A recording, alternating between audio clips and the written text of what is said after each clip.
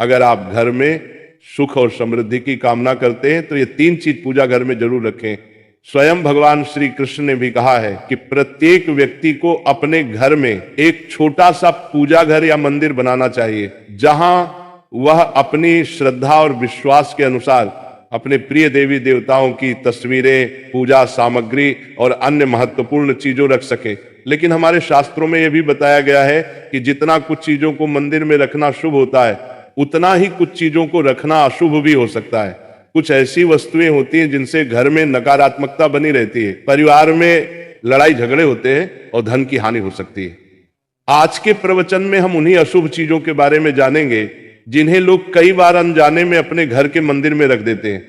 अगर आपके घर के मंदिर में भी ऐसी चीजें रखी हुई है तो उन्हें तुरंत वहां से हटा दें और किसी दूसरे स्थान पर रख दें, लेकिन भूलकर भी पूजा घर में ना रखें। कुछ लोग ऐसा इसलिए करते हैं क्योंकि उन्हें लगता है कि ये चीज धार्मिक है और इनकी पूजा की जानी चाहिए, लेकिन सच ये है कि इन चीजों को मंदिर में रखना वातावरण को नकारात्मक बना सकता है और ये परिवार के लिए हानिकारक हो सकता है। आज हम इस प्रवचन में हम जानेंगे कि कौन सी वे चीजें हैं जिन्हें आपको अपने पूजा घर से हटाकर कहीं और रख देना चाहिए। ध्यान से समझें कि क्या आपके घर के मंदिर में कोई ऐसी वस्तु तो नहीं रखी हुई है जो आपकी परेशानियों का कारण बन रही है। भगवान श्री कृष्ण ने कहा था कि कलयुग में लोग कुछ अशुद्ध चीजों को धार्मिक मानकर उनकी पूजा करेंगे, जबकि शास्त्रों में उन्हें वर्जित माना गया है। ये भविष्यवाणी उन्होंने पहले ही कर दी थी। आजकल लोग भटक जाते हैं और गलत चीजों को धार्मिक मानकर पूजा करने लगते हैं। भगवान श्री कृष्ण के अनुसार हमारे देश का ये परंपरा मिट्टी से जुड़ी हुई है, इसीलिए पूजा घर में पारंपरिक मिट्टी का दीपक जरूर होना चाहिए। अगर आप मिट्टी का दीपक नहीं रख सकते तो धातु के दीपक का उपयोग करें, और अगर आपकी भगवान में गहरी का आस्था है तो आप उपला का दीपक जलाकर उसमें गुड़ और घी डाल सकते हैं। इससे घर में सुख शांति बनी रहती है। अब हम जानेंगे उन चीजों के बारे में जो पूजा घर में जरूर होनी चाहिए। सबसे पहले स्वस्तिक, ये घर में सौभाग्य और समृद्धि का प्रतीक माना जाता है। आप इसे रोली से बना सकते हैं। इसके बाद आता है कलश।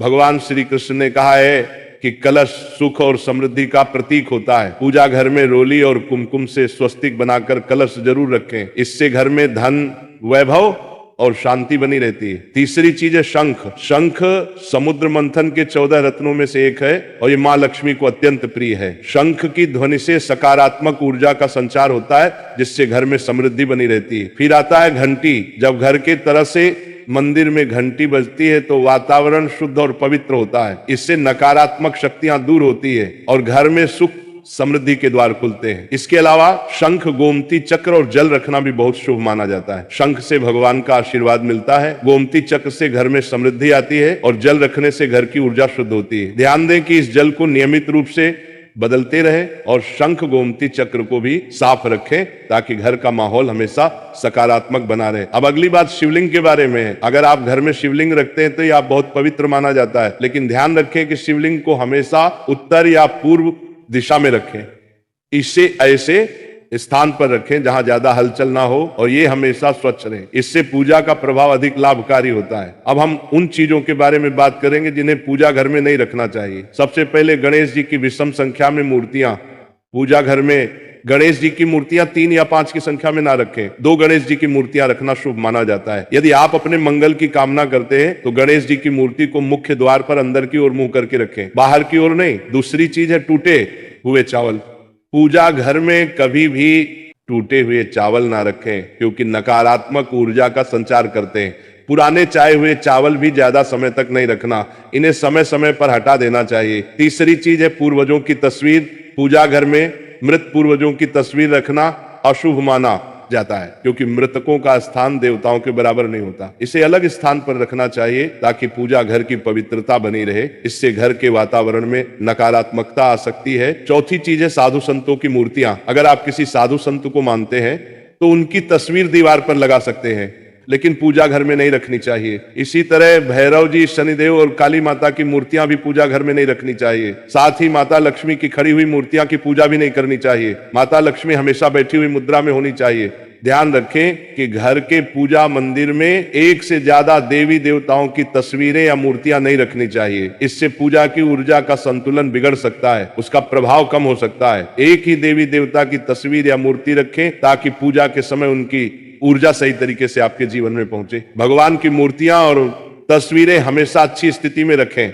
अगर किसी मूर्ति या तस्वीर में कोई टूट फूट हो जाए तो उसे तुरंत पूजा स्थल से हटा दें। टूटी हुई मूर्तियां घर की ऊर्जा को नकारात्मक बना सकती हैं और पूजा स्थल की पवित्रता भी कम कर सकती है। तो ये है वे चीजें जो आपके पूजा घर में नहीं होनी चाहिए। इन छोटी छोटी बातों का ध्यान रखकर आप अपने घर को सुखमय बना सकते हैं। तो भक्तों, थोड़ा अपने घर पर भी ध्यान दो। यहां वहां जमाने का बिल्कुल नई दिवाली आ रही है। अपने घर को बढ़िया स्वच्छ और साफ सफाई कर कुछ चीजों को ध्यान में रखते हुए अपना कार्य करें।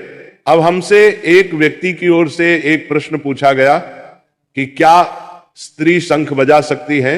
हाँ भाई, बिल्कुल। हाँ, स्त्रियां शंख बजा सकती हैं, लेकिन धार्मिक मान्यताओं के अनुसार कुछ विशेष परिस्थितियों में इससे बचना चाहिए। आमतौर पर पूजा या धार्मिक अनुष्ठानों में शंख बजाना महिलाओं के लिए वर्जित नहीं है। हालांकि कुछ धार्मिक मतों के अनुसार गर्भवती होने पर या मासिक धर्म के दौरान शंख बजाना नहीं चाहिए, क्योंकि इससे नाभि पर दबाव पड़ता है जो उन अवस्थाओं में हानिकारक हो सकता है। कब बजा सकती है? सामान्य पूजा और अनुष्ठानों में अधिकांश समाज और परंपराओं में महिलाएं धार्मिक कार्यों और पूजा पाठ के दौरान शंख बजाती हैं। स्वास्थ्य लाभ के लिए शंख बजाने से शारीरिक लाभ भी मिलते हैं, जैसे फेफड़े मजबूत होते हैं। कब नहीं बजाना चाहिए? गर्भावस्था में। जब महिला गर्भवती हो तो शंख नहीं बजाना चाहिए, क्योंकि इससे नाभि पर दबाव पड़ सकता है। मासिक धर्म के दौरान शंख बजाने से बचना चाहिए। तो अब हम कुछ थोड़ा सा हम और आप सभी लोग राधा रानी का जाप करेंगे। तो आप सब मेरे साथ बोलना, जय राधा रानी, जय राधा रानी, जय राधा रानी, जय राधा रानी, जय राधा रानी, जय राधा रानी, जय राधा रानी, जय राधा रानी, जय राधा रानी, जय राधा रानी, जय राधा रानी, जय राधा रानी, जय राधा रानी, जय राधा रानी, जय राधा रानी, जय राधा रानी, जय राधा रानी, जय राधा रानी, जय राधा रानी।